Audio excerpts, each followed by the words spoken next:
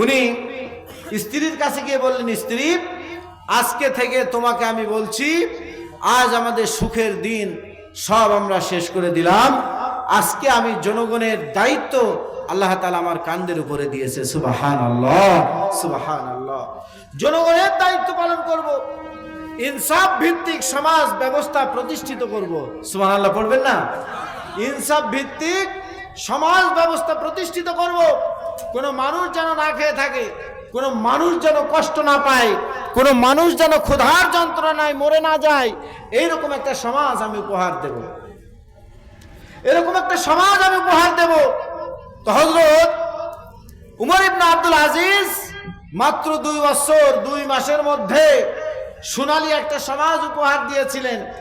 সেই সমাজে এমন ভাবে যাকাতের টাকা মানুষ দিতে শুরু করেছে, যাকাত নেওয়ার মতো লোক খুঁজে পাওয়া যেত না। সুবহানাল্লাহ পড়বেন না? যাকাত গ্রহণ করার মতো লোক পাওয়া যেত না, এত পরিমাণ মানুষের অর্থনৈতিক উন্নতি হয়েছিল। আর আজকে আমরা যাকাত ভিত্তিক অর্থনৈতিক ব্যবস্থাটা বাদ দিয়ে সমাজে শয়তানের অর্থনৈতিক ব্যবস্থাকে প্রবর্তন করেছি, পরিচালনা করে আজকে গরিবদেরকে আরো গরিব বানাচ্ছি আমরা। প্রিয় হাজিরিন, তারা আল্লাহকে রাজি খুশি করার জন্য, আল্লাহকে রাজি খুশি করার জন্য আমলে সলে করেছে, নেক কাজ করেছে, ভালো কাজের আঞ্জাম তারা দিয়েছে। আমার ভাইরা, এইরকম করে আমাদেরকেও ভালো কাজ করতে হবে। প্রিয় হাজিরিন, সুদ লেয়ার লোক নেই, দেয়ার লোক বেশি। হ্যাঁ, আমাদের এলাকায় লোক সুদ লেয়ার লোক নেই, দেয়ার লোক বেশি। হ্যাঁ, দেয়ার লোক বেশি, এটা আমি শুনেছি। এখানে আসলে আপনাদের এখানে তো খেটে খাওয়া মানুষ বেশি, তো আসলে যদি 10 জন থাকে, 10 জনের ভিতরে 8 জন লোক সুদ দেয়, 8 জন দেয় আর 2 জন গ্রহণ করে, এটা আমি জানি।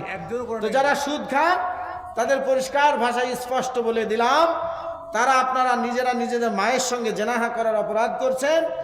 আর আপনাদের কত বড় যে গুনাহ, এটা আমি আর বোঝাতে পারবো না। সর্বনিম্ন যে গুনাহটা সেটা বললাম।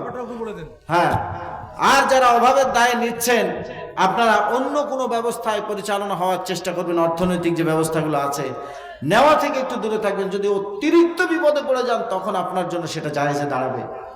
আপনার মেয়ের বিয়ে দিতে পারছেন না, কোথাও কোনো কিছু নাই, অর্থ করে আপনি কোথাও পাচ্ছেন না, কি করবেন? মেয়েকে বিয়ে দিতে হবে, তখন আপনি হয়তো সুদের টাকা কিছু নিলেন, সেটা আপনার জন্য বৈধ হবে। কিন্তু আপনি সুদের টাকা নিয়ে আপনি গরু কিনবেন, ছাগল কিনে সেটা আপনি প্রতিপালন করবেন, এটা আপনার জন্য হারাম হবে। সুতরাং মানুষ যখন সীমার অতিরিক্ত পড়ে যায়, আল্লাহ তাআলা তার উপরে বোঝা চাপান না, যেটা মানুষ বহন করতে পারে না। সুতরাং আমার অত্যন্ত অভাব অনটন, আমার কোনো কিছু করার নাই, তখন আমি কারো কাছে ধার কর্জে হাসানাও পাচ্ছি না, সেই অবস্থাতে আপনাকে হারাম থেকে কিছু গ্রহণ করে আপনার জীবন পরিচালনা করা ক্ষণিকের জন্য সেটা জায়েজ হবে। প্রিয় দিনী শুধু এইবার আপনাদেরকে আর একটা কথা মেসেজটা দিতে চাই। আমলে সলে করার অন্যতম আর একটা মাধ্যম হলো পিতা এবং মাতা। সুবহানাল্লাহ বলবেন না? কারা? মা এবং, বলেন, মা এবং বাবা ভালো কাজের একটা উত্তম একটা মাধ্যম। মা বাবার মতো নেয়ামত আল্লাহর আসমানের নিচে জমিনের উপরে আর নাই।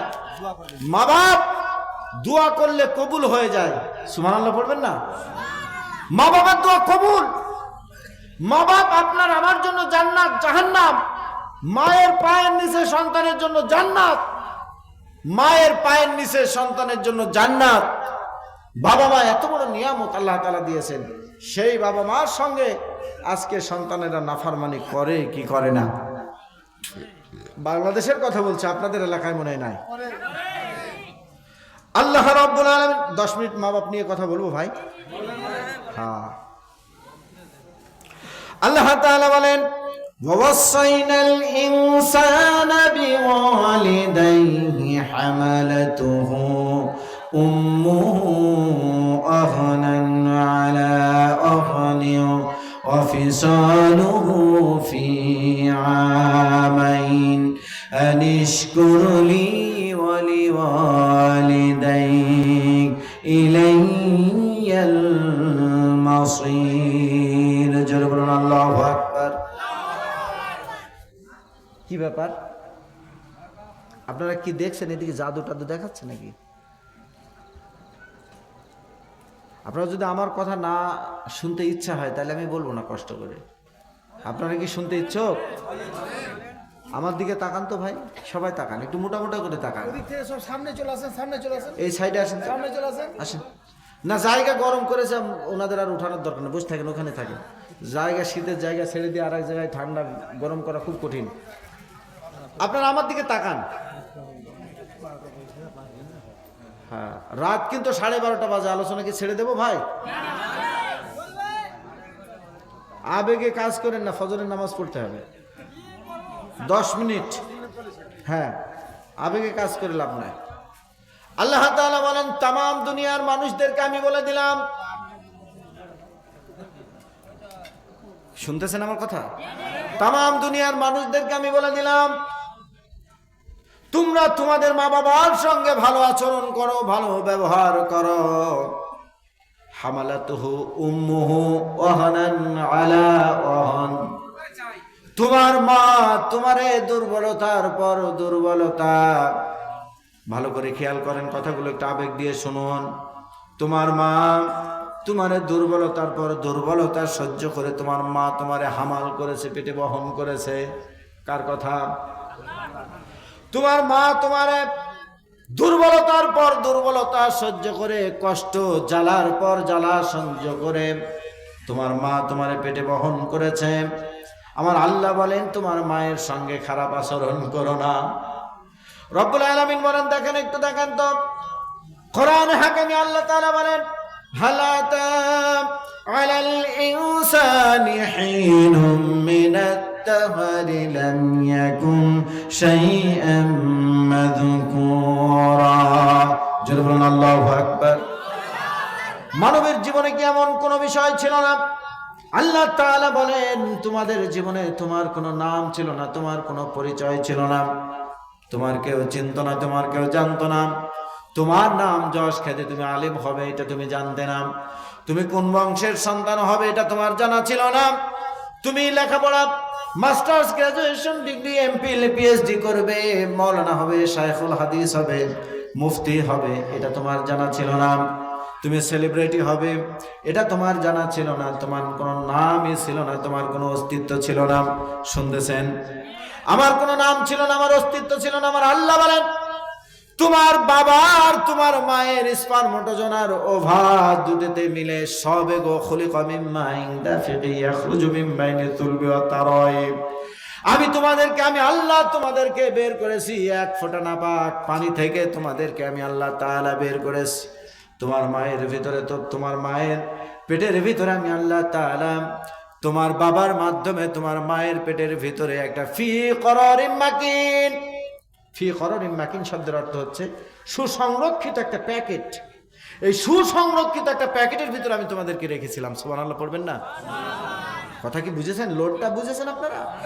একটা জীবিত মানুষ, তার পেটের ভিতর আর একটা জীবিত মানুষ, আমার মায়ের পেটের ভিতর আমার মতো একজন জীবিত মানুষ।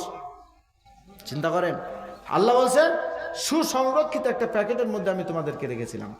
প্রথমে আমরা ছিলাম রক্তের একটা কি,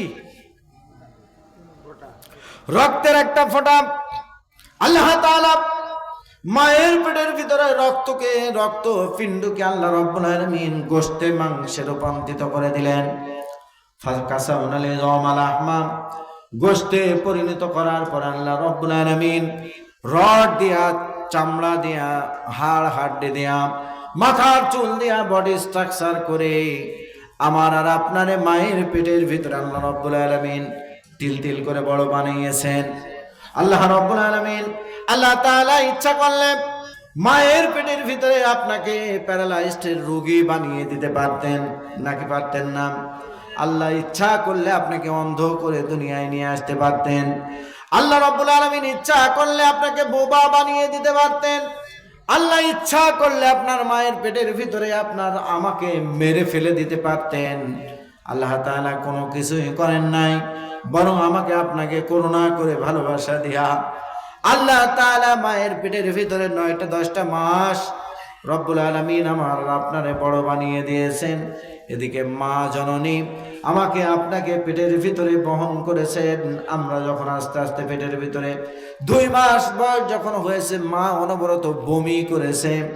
মা জননী আমার কারণে খেতে পারেন নাই, মা জননী খেতে পারেন নাই। সন্তান বড় হচ্ছে, 3 মাস 4 মাস 5 মাস 6 মাস যখন বয়স হয়ে যায়, মা আমাকে পেটের ভিতরে নিয়ে ডান কাতে কাত হন, আবার বাম কাতে কাত হন, ভালো করে ঘুমাতে পারেন না। রাতের বেলায় মা দেওয়ালের সঙ্গে দাঁড়ায় দাঁড়ায় রাত কাটায়, স্বামীর চোখে ফাঁকি দিয়া মা জননী পেটের সন্তানরে নিয়া পাশের বাড়ির লোকজন জেনে ফেলবে, জোরে জোরে বমি করলে তারা হয়তো কি মনে করবে। মা জননী কত কষ্ট স্বীকার করে আপনাকে আর আমাকে পেটের ভিতরে মা জননী হামাল করেছেন, বহন করেছেন। আমার প্রিয় ভাইরা, আল্লাহ রাব্বুল আলামিন মায়ের কলিজার ভিতরে এত মায়া আর মমতা রব্বুল আলামিন দিয়েছেন। মা এত কষ্ট করেছেন, এত কষ্ট করার পরে সন্তান যখন দুনিয়াতে আমরা এসেছিলাম, মা জননী রক্তে জিহাদের ময়দানের মতো লালে লাল হয়ে গেছে। আমি আপনি দুনিয়ায় এসেছিলাম, আমার মা অজ্ঞান হয়ে গেছে, আপনার মা হয়তো অজ্ঞান হয়ে গেছে। মা জননী যখন জ্ঞান ফিরে হুঁশে আসলো, মা তখন বলে আমার কি হয়েছে, ছেলে নামে আমারে দেখা। আমার আল্লাহ বলেন, সন্তান আমার আপনার আমাদের সকলের চেহারা দেখার সঙ্গে সঙ্গে মায়ের ডেলিভারির কষ্ট আর পেটে ধারণ করার কষ্ট সন্তানের চেহারা দেখার সঙ্গে সঙ্গে মায়ের কলিজা থেকে আল্লাহ রাব্বুল আলামিন মুছে ফেলে দেয়। এত আস্তে সুবহানাল্লাহ বলছেন, জোরে বলুন সুবহানাল্লাহ, সুবহানাল্লাহ। মা জননী তখন সন্তানকে দেখেন, সন্তানের চেহারা দেখার সঙ্গে সঙ্গে দুনিয়াতে আমরা এসেছি। আমার বাবা, আপনার বাবা টেলিফোন তখনও হয়তো ছিল না, বন্ধুদের সঙ্গে দেখা হয়েছে। ও আমার দোস্ত, আমার একজন ছেলে হয়েছে, আমার ছেলে হয়েছে, আমার মেয়ে হয়েছে, তোমার মিষ্টি খাওয়াবো। যে মার বাবা আপনার জন্মের কারণে বন্ধুদের মিষ্টি খাওয়াইছে নাকি? খাওয়াইনি? এখন যারা বিয়ে করেছেন, আমরা তো বিয়ে করছি, আমার তো এই যে 52-53 দিনের একটা মেয়ে আছে। আমার মেয়েটা প্রথমে একটা মেয়ে, আবার দ্বিতীয়টাও মেয়ে, আলহামদুলিল্লাহ। তো যাই হোক, এই মেয়েটা যখন হলো, বন্ধুদেরকে বললাম, দোস্ত আমার আল্লাহ আবার আর একটা জান্নাত দিয়েছে, আলহামদুলিল্লাহ। তা আমি এটা খুশি।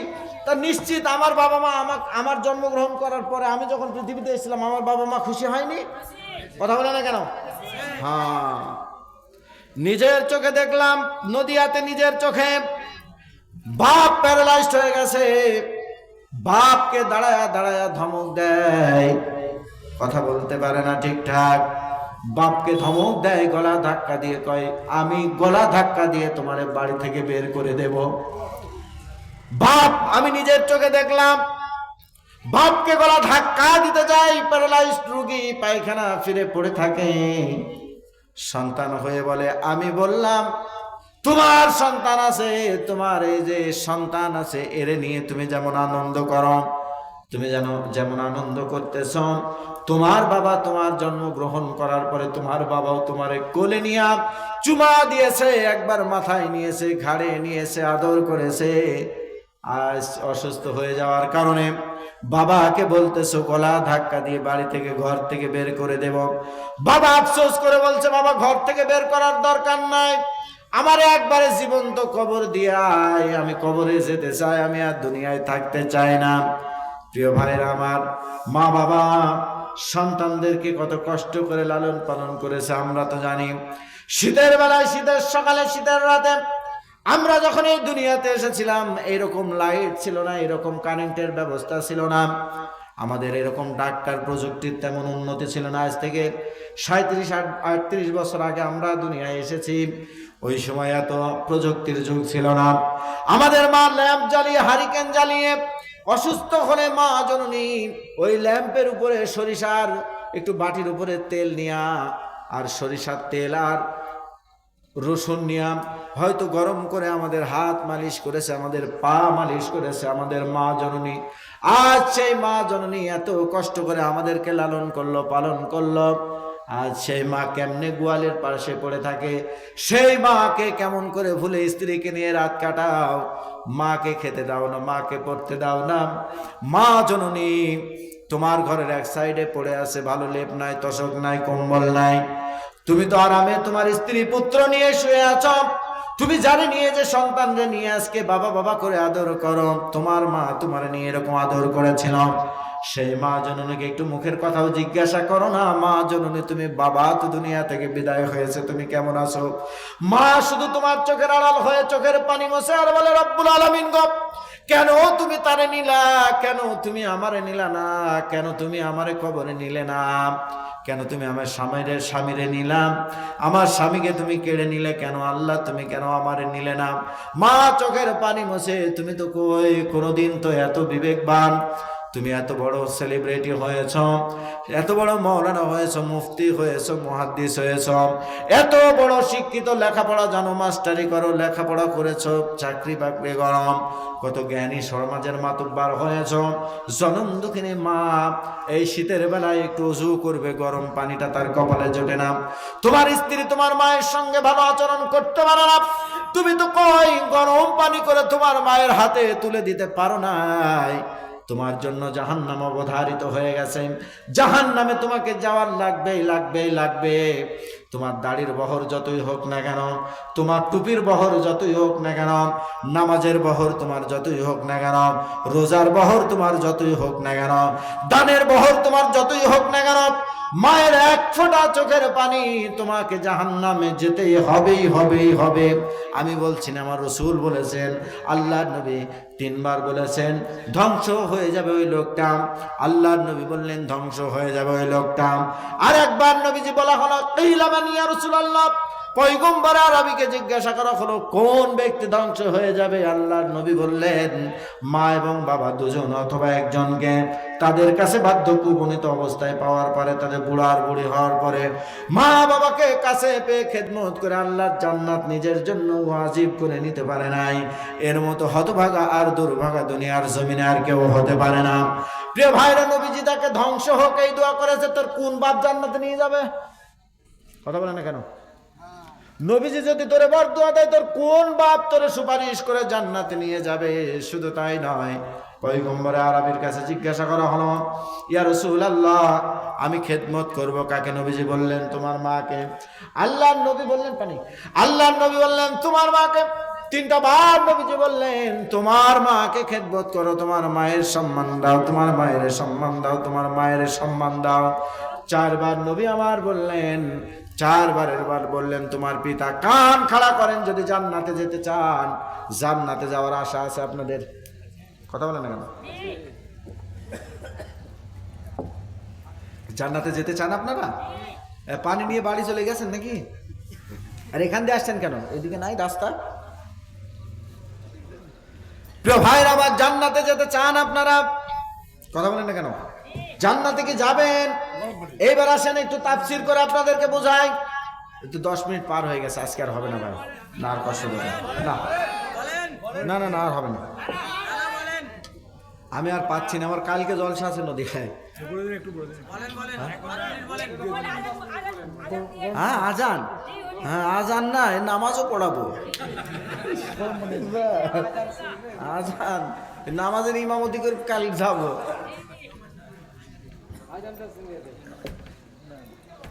প্রিয় ভাইয়ের আমার, প্রিয় মুসলমানের আমার, দ্রুত গতিতে কথাগুলো শেষ করি। রাসূল বলেছে তোমার মায়ের মর্যাদা 3 গুণ বেশি। হাদিস আজকে ব্যাখ্যা দিতে পারলাম না, এবার কোরআনের আয়াতে চলে যায়। হাদিস তো অনেক আছে, এগুলো আর বলার সময় নাই, শর্টকাট করে আপনাদেরকে বলে। আল্লাহ রাব্বুল আলামিন বলেন, আল্লাহ রাব্বুল আলামিন বলেন ওয়াকাদা রাব্বুকা আল্লা তা'বুদু ইল্লা ইয়্যাহু ওয়া বিল ওয়ালিদাইনি ইহসানা। একটু জোরে বলুন আল্লাহু আকবার। ওগো মা তুমি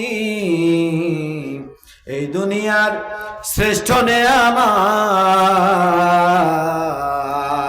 তোমারই পদতলে রয়েছে জান্নাত। ওগো মা তুমি এই পৃথিবীর শ্রেষ্ঠ নেয়ামত,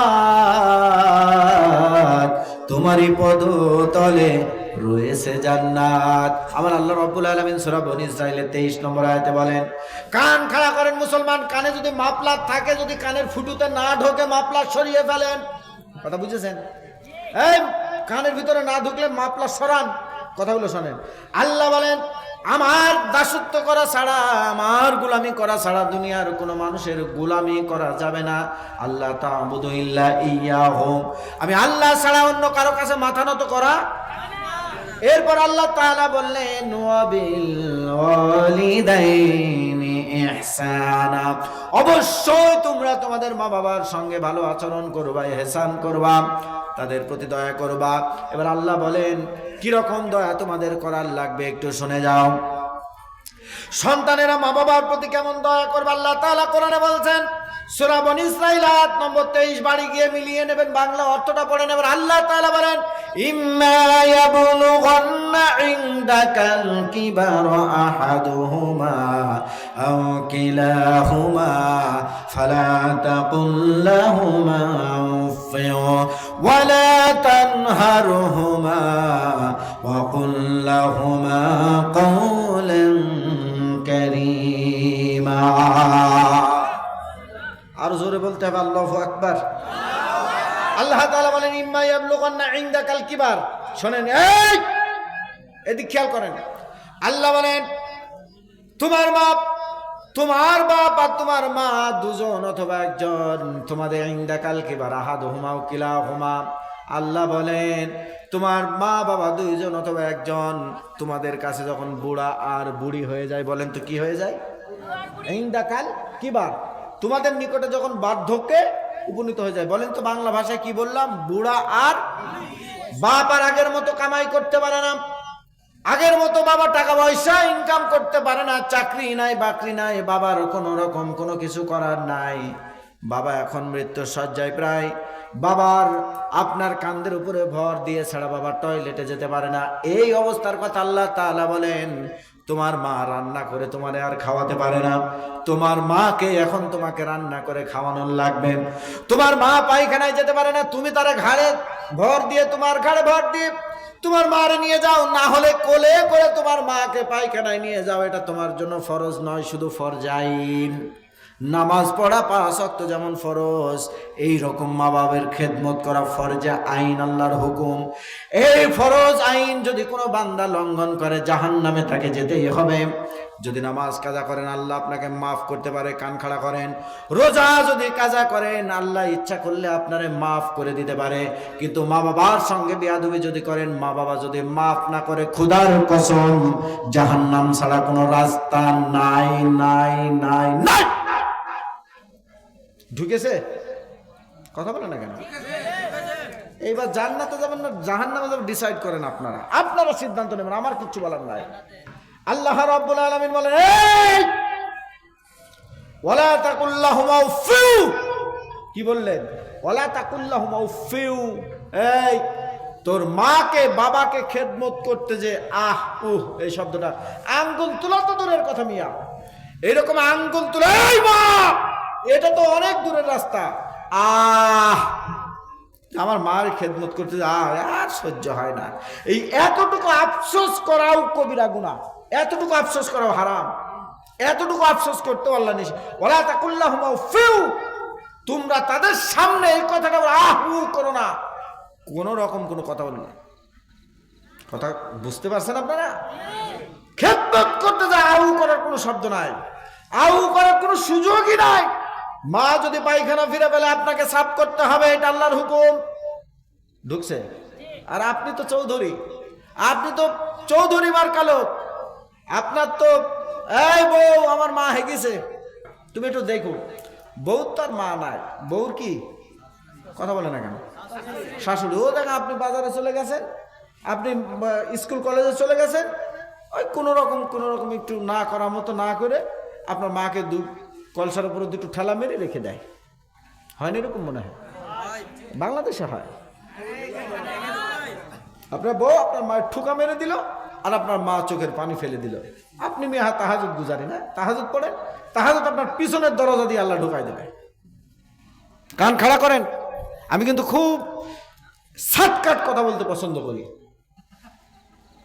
পিছনের দরজা দিয়ে আপনার তাহাজ্জুদ ঢুকিয়ে দেবে আল্লাহ। আপনার মা পায়খানা ফিরেছে, আপনি পরিষ্কার করবেন, এটা আপনার জন্য ফরজ, আল্লাহর হুকুম। আপনার মা টয়লেটে যেতে পারে না, আপনি কান্দে করে আপনার মায়ের টয়লেটে নিয়ে যাবেন। আপনার মায়ের জামা পরিষ্কার করতে পারে না, আপনি পরিষ্কার করে দিবেন। আপনার মা হাত প্যারালাইজড হয়ে গেছে, খেতে পারেন, আপনি মুখে তুলে খাওয়াবেন। যতদিন দুনিয়াতে থাকবে, যতদিন আপনার মা পৃথিবীতে থাকবে, আপনি তারা খেদমত করবেন। শুধু তাই না, আল্লাহ রাব্বুল আলামিন বলেন ওয়ালা তাকুল্লাহুমা উফফিন ওয়ালা তানহারহুমা, ভৎসনা দিও না, বদ দোয়া করো না। মা বাবার সঙ্গে কোন রকম লাঞ্ছনা গঞ্জনা তাদেরকে দিবা না।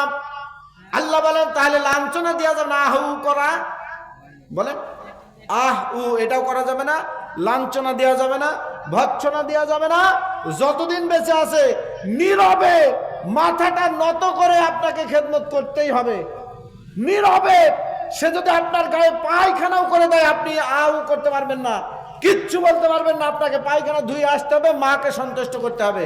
আল্লাহ রাব্বুল আলামিন কোরআনে হাকিমে বলেন কুল মা আনফাকতুম মিন খায়রিন ফালিল ওয়ালিদাইনি ওয়াল আকরাবিন। হে রাসূল সাল্লাল্লাহু আলাইহি সাল্লাম, আপনাকে জিজ্ঞাসা করা হবে কোন রাস্তায় খরচ করলে আল্লাহ বেশি খুশি হয়। আমার আল্লাহ বললেন আনফাকতুম মিন খায়রিন ফালিল ওয়ালিদাইনি ওয়াল আকরাবিন। সর্বপ্রথম আল্লাহ বেশি খুশি হয়ে যায় কোন সন্তান যদি মায়ের জন্য 5টা টাকা খরচ করে, কোন সন্তান যদি মায়ের জন্য খরচ করে, আমার আল্লাহ তাআলার আরশে আজিম খুশি হয়ে যায়। তারপরে হচ্ছে আত্মীয় স্বজনের জন্য খরচ করুন। প্রিয় ভাইরা আমার, প্রিয় মুসলমানের, আল্লাহ শিখাচ্ছেন বান্দা শোনো, আল্লাহ রাব্বুল আলামিন বলেন ভৎসনা দিও না, আহাও করো না, ওয়ালা তাকুল্লাহুমা উফফিন ওয়ালা তানহারহুমা। আল্লাহ বলেন ওয়াকুল্লাহুমা কাওলান কারীমা, সম্মান দিয়ে মা বাবার সামনে কথা বলবে। মাথা নাড়ায়া আঙ্গুল তুলে মা বাবার সামনে কথা বলা যাবে না। আজ দেখেন অ্যানালাইসিস করে কিবা মাওলানা, কিবা আলেম, কিবা হাফেজ, কিবা মুফতি, কিবা সাধারণ মানুষ, মেজরিটি পার্সেন্ট মানুষের মা আজকে অবহেলার পাত্রী হয়ে গেছে। মা সন্তানের কাছে যেন বোঝা হয়ে দাঁড়িয়েছে। সন্তান প্রতিদিন মায়ের খবর নিত, সন্তান মাকে আপেল কিনে নিয়ে মুখে তুলে খাওয়াতো। সেই সন্তান আজকে বিবাহ করেছে, বিবাহ করার পরে কালকে সকালবেলা থেকে মায়ের সঙ্গে আর ঠিকঠাক ব্যবহার করতে পারে না। সন্তানের কাছে যেন মনে হয় বউ যখন বাড়ি আসে, স্ত্রী যখন চলে আসে, বিবাহ যখন করে, অনেক সন্তানের কাছে এইরকম মনে হয়। সবাই যে এইরকম তা কিন্তু বলছি না, কিন্তু 100 জনের ভিতরে 95 জন সন্তান এরকমই আছে দুনিয়াতে। সন্তানের কাছে মনে হয় বিবাহ করার পরে পৃথিবীতে সবচাইতে বড় শত্রু তার মা আর তার বাবা। দুনিয়ার সবচাইতে বড় শত্রু হয়ে দাঁড়ায় তার মা বাবা।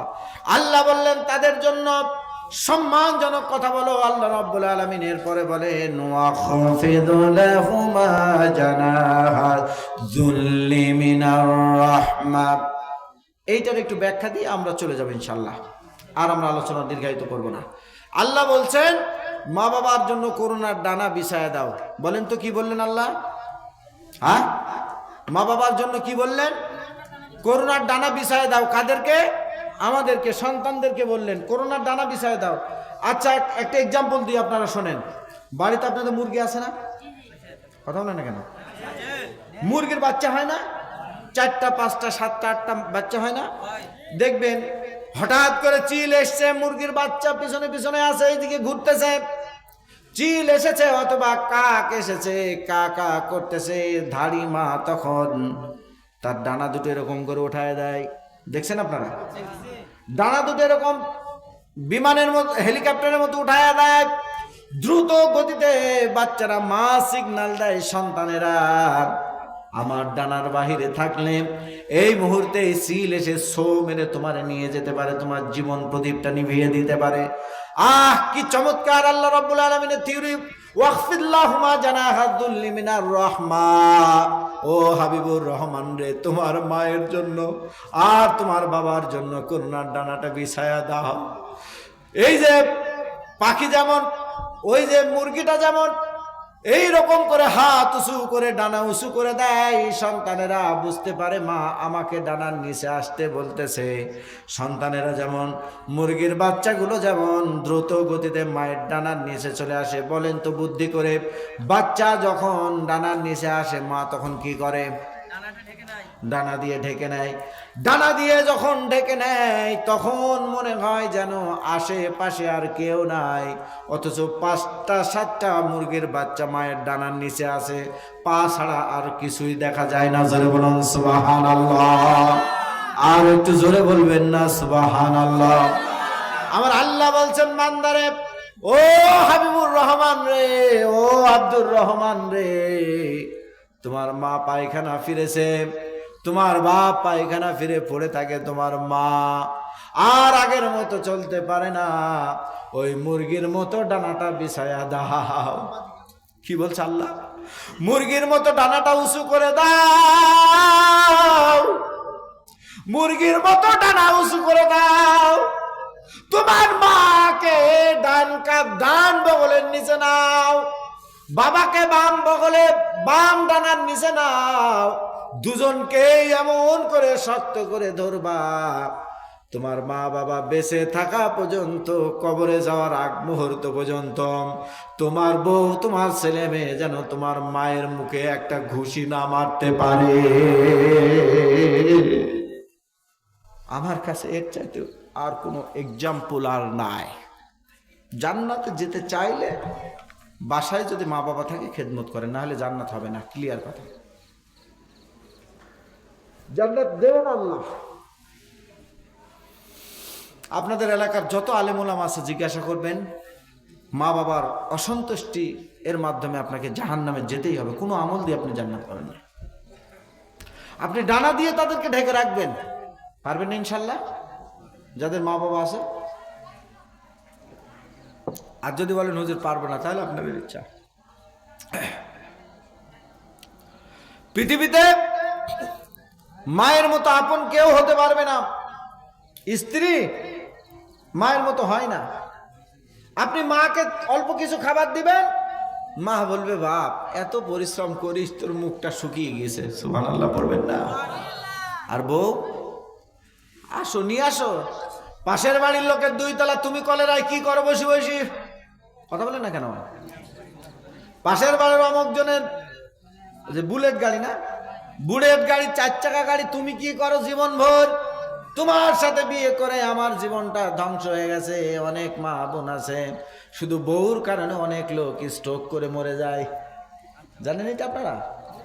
স্ত্রীর যে মানসিক মেন্টাল যে নির্যাতন, মেন্টাল নির্যাতনের কারণে অনেক স্বামী স্ট্রোক করে মারা যায়, অশান্তি ভোগ করে, সারাদিন বেচারা কষ্ট করে আসে।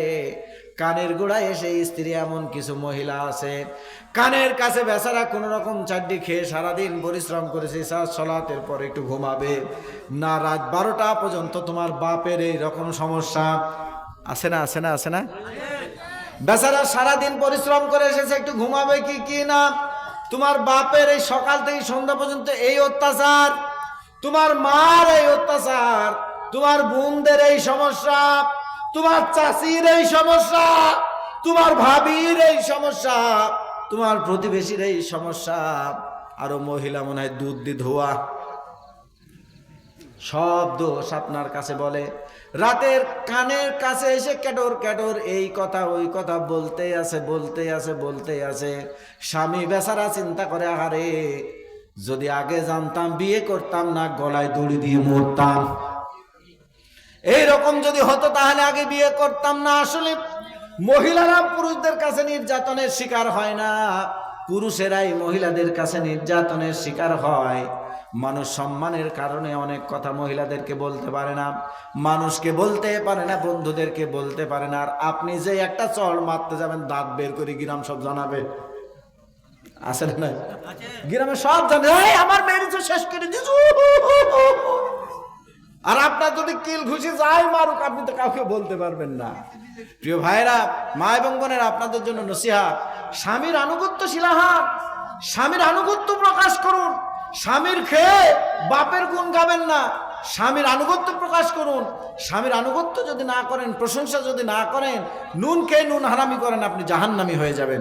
সুতরাং প্রত্যেকের জন্য আজকে নসিহা হলো, আমলে সলে 5 ওয়াক্ত নামাজ পড়বেন, রমজান মাসে রোজা করবেন। রসুল যে কায়দায় জিন্দিগি কাল সময় কাটিয়েছেন, যেভাবে সালাত আদায় করেছেন, যেভাবে জীবন স্ট্রাকচার নিজের দেহ পরিচালনা করেছেন, সমাজ রাষ্ট্র পরিচালনা করেছেন, প্রত্যেকটা জিনিস আমরা প্র্যাকটিক্যালি কোরআন হাদিস থেকে শিখব। আমলে সলে করব, মা বাবার খেদমত করব, স্ত্রীকে পর্দায় রাখবো, সব ভালো ভালো কাজের আঞ্জাম দেব, মসজিদ মাদ্রাসায় দান করব। আল্লাহ তাআলা আমাদের সকলকে তৌফিক দান করুন। পৃথিবীতে আর কেউ নেই তোমার মতো গো মা,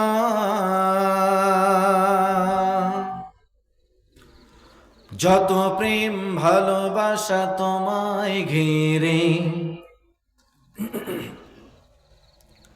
তুমি তোমার তুলনা পৃথিবীতে আর কেউ নেই তোমার মতো গো মা, যত প্রেম ভালোবাসা তোমায় ঘিরে, তুমি তোমার তুলনা। ও মা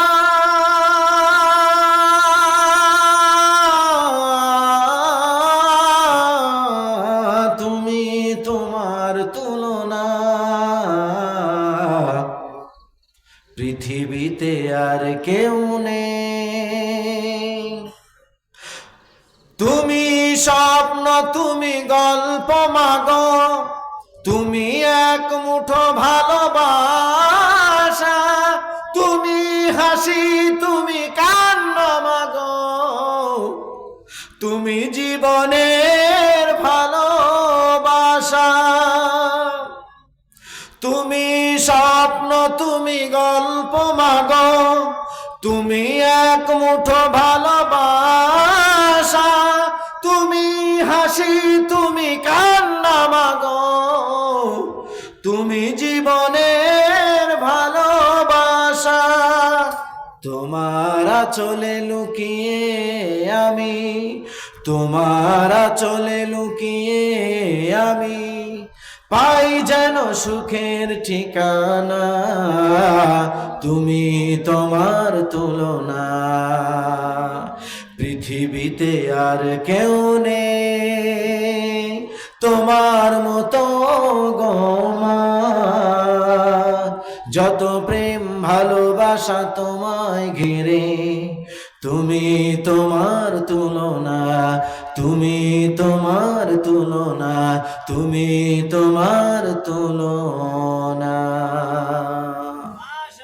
যাদের মা নেই তারাই জানে মা কি জিনিস। আমার মা বাবা কেউ নেই, দুজনেই চলে গেছেন। এই জন্য মা বাবার জন্য দোয়া করে, আল্লাহ আমাদের মা বাবাকে তুমি মাফ করো, জান্নাতের অধিবাসী হিসাবে কবুল করো। প্রিয় ভাইরা, বেঁচে থাকলে দেখা হবে ইনশাল্লাহ, কথা হবে। ঠিক আছে। মসজিদের প্রতিষ্ঠাতা এবং